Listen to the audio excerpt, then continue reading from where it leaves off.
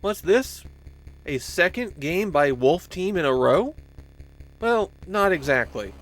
Although Jinmu Denshou has a connection to Wolf Team, as you can tell by the title screen, this game isn't by Wolf Team. The story really starts with Yakuza, the game Wolf Team made instead of making Valis 2. Yakuza combined strategy, RPG, and action in one game. You had a strategic map of Japan, and you had a team of recruits that you moved around it. Combat took place from a side-scrolling view and worked much like Valis. And as you defeated monsters, your characters would level up.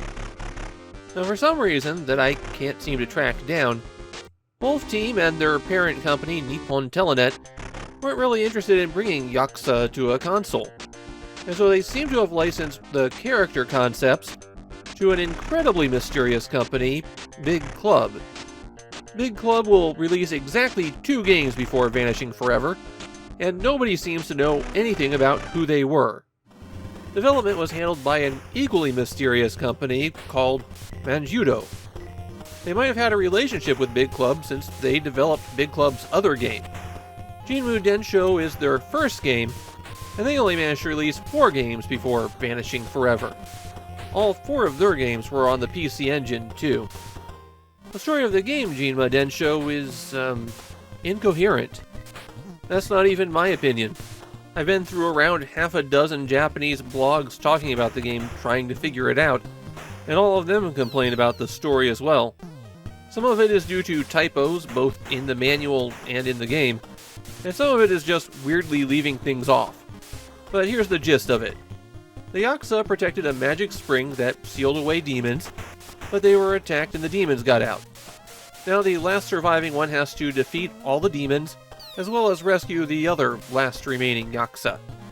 Oh, and the person who did this was Oda Nobunaga, but thanks to a typo in the instructions, no one realized that, at least until the end of the game, when it turns out that you're the person who assassinated Nobunaga.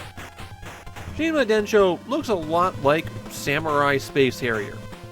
You can't fly around, but you can hit button 1 to jump. Button 2 swings your sword, and you can press and hold down button 2 to charge up for a super attack. The amount you can charge depends on the length of your health bar. You can also power up the sword and give it ranged attacks. Power-ups are mostly found hidden inside statues that you'll see while running around. Now, by this point in the video, you've probably noticed something. It's just too obvious to not talk about it. You see, Jinmu Denshou is really, really bad. Like, unforgivably bad. I'm talking, they should not have been allowed to release this bad. You can see just by all of the objects sliding around as I move. It's impossible to line things up properly. And it seems to all be based on some weird floating point math with some really strange rounding errors. Because none of this movement is consistent. You can cause the whole level to drift off to one side. And some things, including the statues, drift more than others. Obstacles undergoing this heavy drift becomes a pretty significant problem because your left and right movement is constrained. While you can scroll to the sides, you only have about 2 screen widths to work with. So it's possible for a power-up that you need, or a platform you have to step on, to drift into a position you can't get to. And speaking of those platforms, they are impossible to step on properly, they don't match the perspective of your character, and you are required to walk on them continuously in Stage 3. Going into the water here does damage to you. In some ways, they're even worse on Stage 2 because colliding with bamboo will injure you, and if you land in this little circle of bamboo, you can't get out.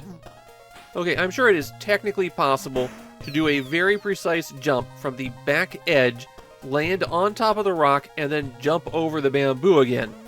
But your perspective's all wonky and touching the bamboo hurts you, so doing this is next to impossible.